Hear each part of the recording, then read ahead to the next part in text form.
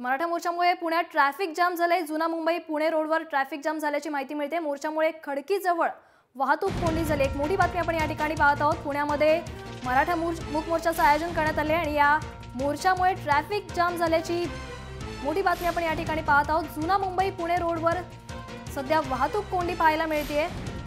खडकीजवळ ही वाहतूक कोंडी झाली आहे, त्यामुळे प्रवाशांचे जे आहे ते हाल होत आहेत। गेल्या अनेक दिवसांपासून राज्यात अनेक ठिकाणी मराठा मूक मोर्चाचं आयोजन करण्यात येते आणि आज पुण्यात हा मोर्चा जो आहे तो धडकतोय। सकाळी 10:30 वाजता या मोर्चाला सुरुवात होणार आहे। दरम्यान या मोर्चाच्या पार्श्वभूमीवर पुण्यात ट्रॅफिक जाम झालंय। जुना मुंबई पुणे रोडवर वाहतुकीची कोंडी पाहायला मिळते। ही दृश्य आपण या ठिकाणी पाहत आहोत। तर दुसऱ्या ठिकाणी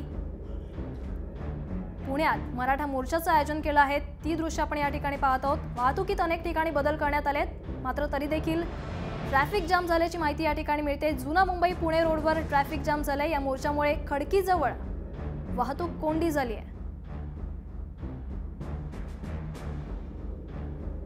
या संदर्भात अधिक माहिती जाणून घेणार आहोत। फोन लाईनवरून आपल्यासोबत आहेत आपले प्रतिनिधी गणेश दुडम। गणेश, मराठा मोर्चामुळे ट्रॅफिक जाम झाल्याची माहिती मिळते। जुना मुंबई पुणे रोडवर वाहतूक कोंडी झाली, काय अधिक माहिती द्याल? हो नक्कीच भक्ती, आज सकाळपासून पुणे जिल्ह्यात लाखो मराठा येण्याची सुरुवात झालेली आहे। तर त्या संदर्भात जुना पुणे मुंबई रोड येथे खडकी येथे वाहतूक कोंडी झालेली आहे। येथे वाहतुकीचे 3 फेऱ्या झालेले आहेत व मोठ्या प्रमाणात वाहतुकीची कोंडी झालेली आहे। कमीत कमी 5 ते 6 किलोमीटरच्या वाहनांच्या रांगा लागलेल्या आहेत। भक्ती, गणेश, वाहतूक सुरळीत व्हायला अजून किती वेळ लागेल?